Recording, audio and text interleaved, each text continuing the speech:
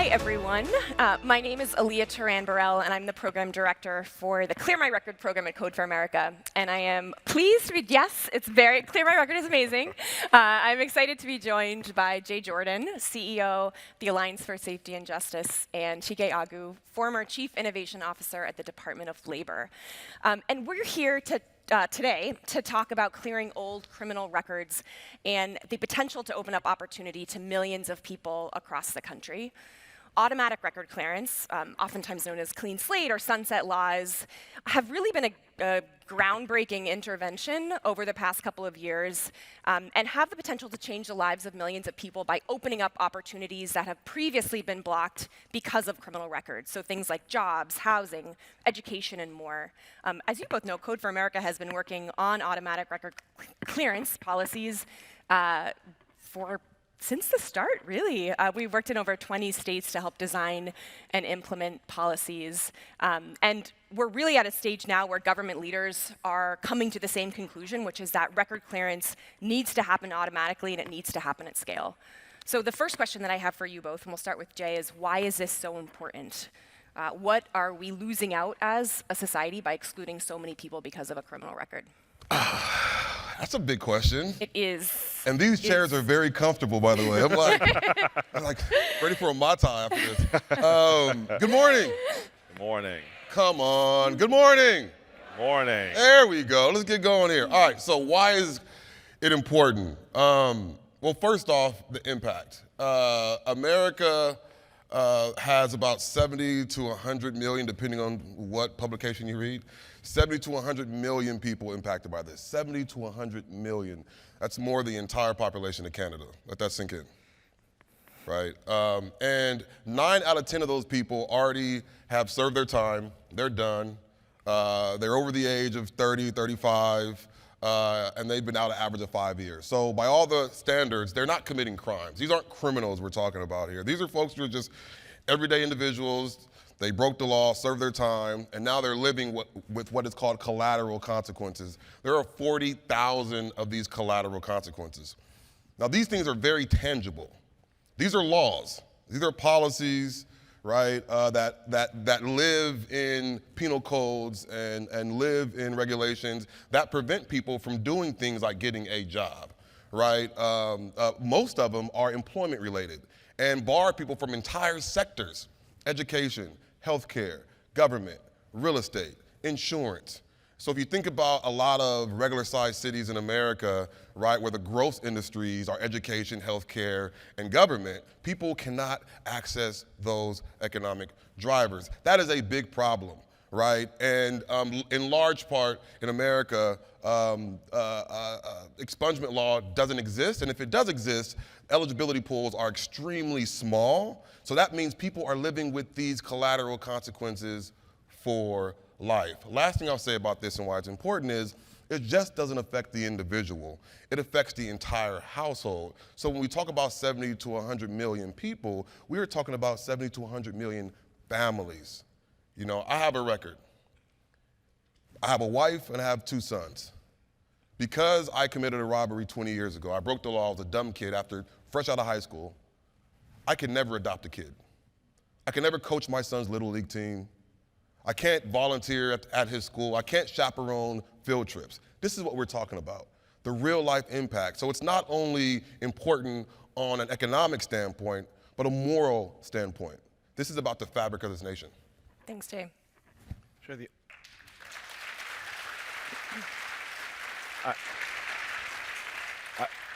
I co-sign everything that Jay said, and I'll even just flip it, which is not just the right thing to do, but it's the smart thing to do for our economy. I had the honor for the last 2 years, 2.5 years, to serve in the Biden administration with the Secretary of Labor, the Deputy Secretary of Labor, as the Chief Innovation Officer of the Department of Labor. And I spent many of my days hearing from companies and spaces that we're about to invest trillions of dollars in: green technology, space, the infrastructure, semiconductors. And what all these companies would come and talk to us about is where are the people going to come from to work in all these new industries? Because we are, again, if we do our jobs right, going to create many jobs and change many communities. The answer is right in front of us.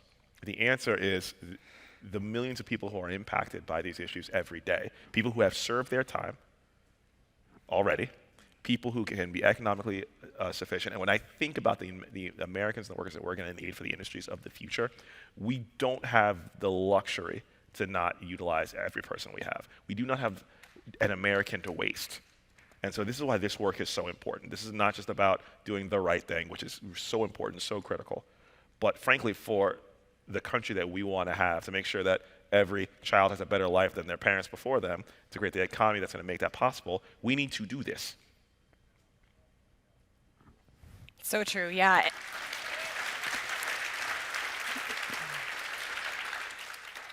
So I want to take us back, actually, to 2018, so before automatic record clearance was a thing. Tell us about what life was like in California, across the country, and also how the status quo at that time, what it says about how systems are created.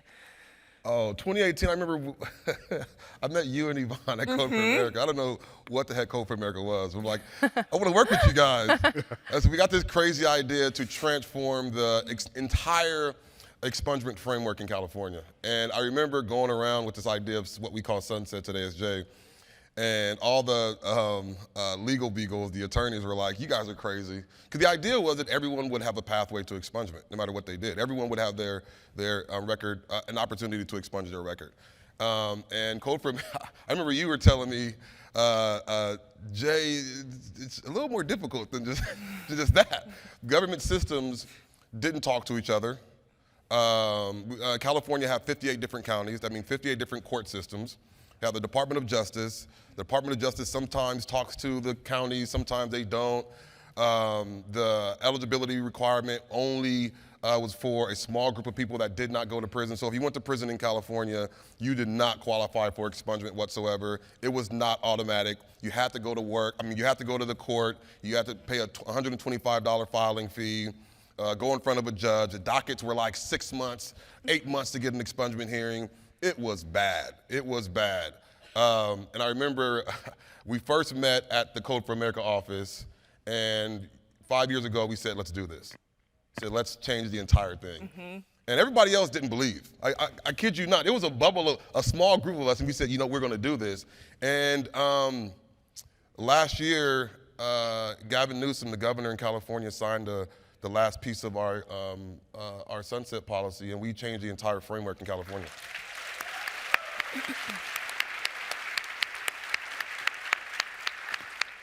So much so that I just came from the West Coast and I got my expungement Friday.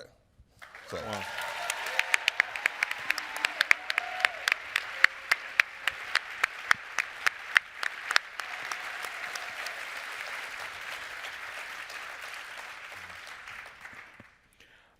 I don't know what else to say to that, but take what he just said now, magnify that across hundreds of millions of people and workers. Think about the businesses who can't find workers right now, who I used to hear from all the time, who now can do that. Think about the kids who can finally have their parents involved in Little League, if you're here in Maryland, in AAU, basketball, so on and so forth. And think about just how much more vital our democracy would be if we did what was done for him for so many others across the country.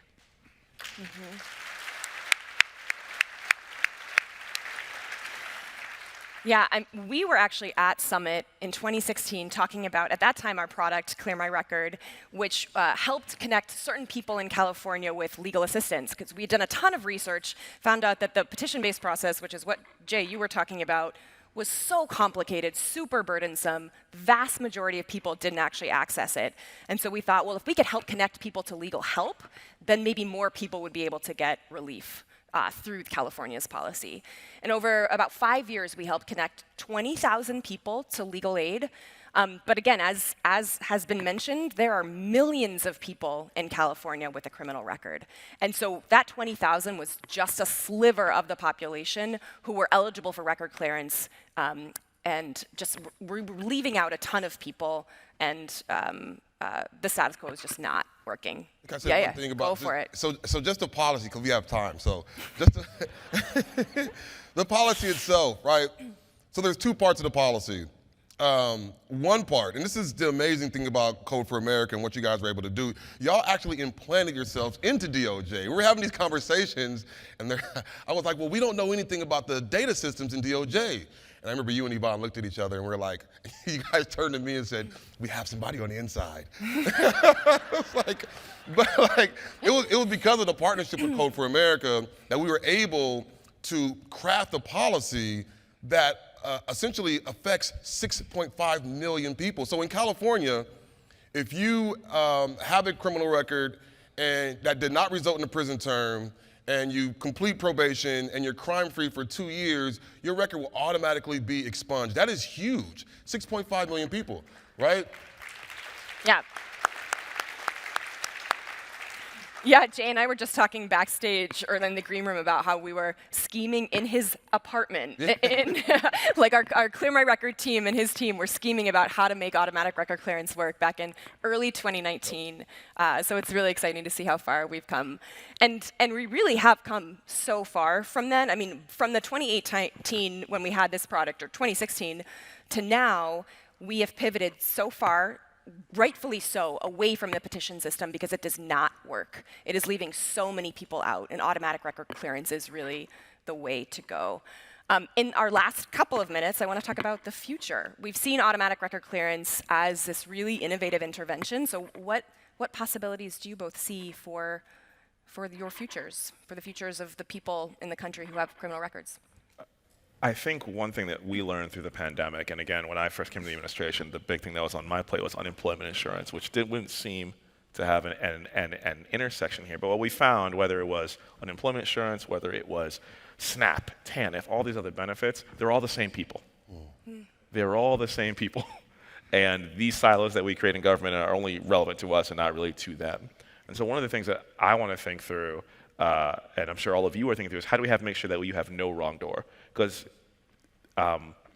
expungement is the beginning. Yeah. Whether it's, hey, I want to reunite with my family. I want to get a job. Yeah. I want to get housing. I want to get a car. How do we make that all one experience? And if you want to think about what this could look like, I always just think about Amazon or Target makes it really easy for me to buy stuff from them. They remove every barrier that they can to make sure that I can get their stuff, as much of their stuff as quickly as possible. But for things like expungement, like unemployment insurance, like all these things, we make it as hard. And so how do we take that mindset, that customer experience mindset, and I know we have a bunch of CX and UX folks in here now, to this, which is vital, which can change people's lives and change people's families. That's what I see as the future, that the expungement experience is the beginning of kind of someone's economic ladder to something better, not the end. Yeah. Mm.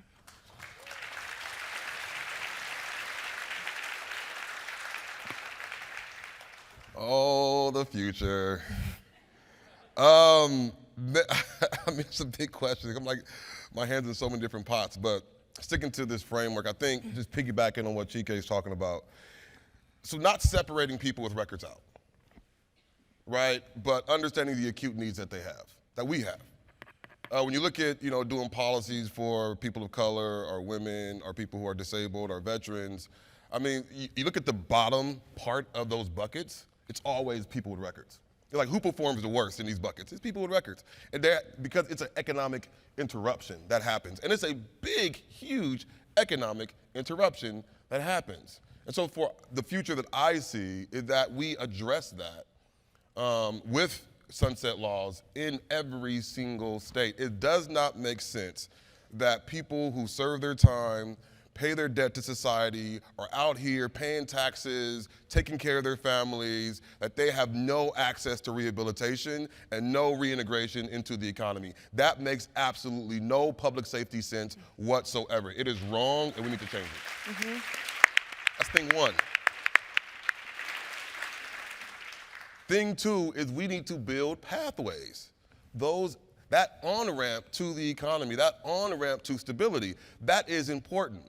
That is extremely important. When we are talking about economic deprivation in cities around the country, when you are looking outside and seeing people walking the streets, severe mental illness, addiction going rampant, and you look at what was the catalyst for those, a lot of time it was that economic interruption that was the justice system. And so we have to build pathways to stability. And we can do that very simply and very easily. So I'm happy to be here. I'm happy to work with Code for America in the future and looking forward to a great partnership. Thank you both.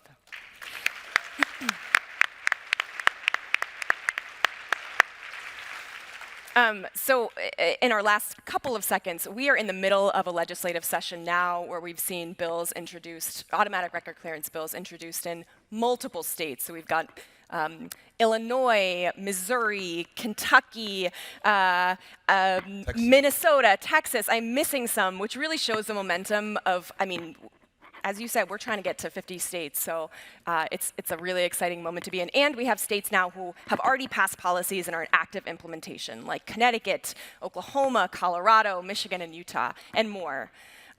We at Code for America really see automatic record clearance, obviously, as the future of record clearance. It's so exciting to be able to partner with you both, and thank you for your work and your insights today, and excited to talk to you all over the course of the next couple of days and hopefully beyond Summit about the power of automatic record clearance and its potential in helping millions of people across the country. Thank you all so much.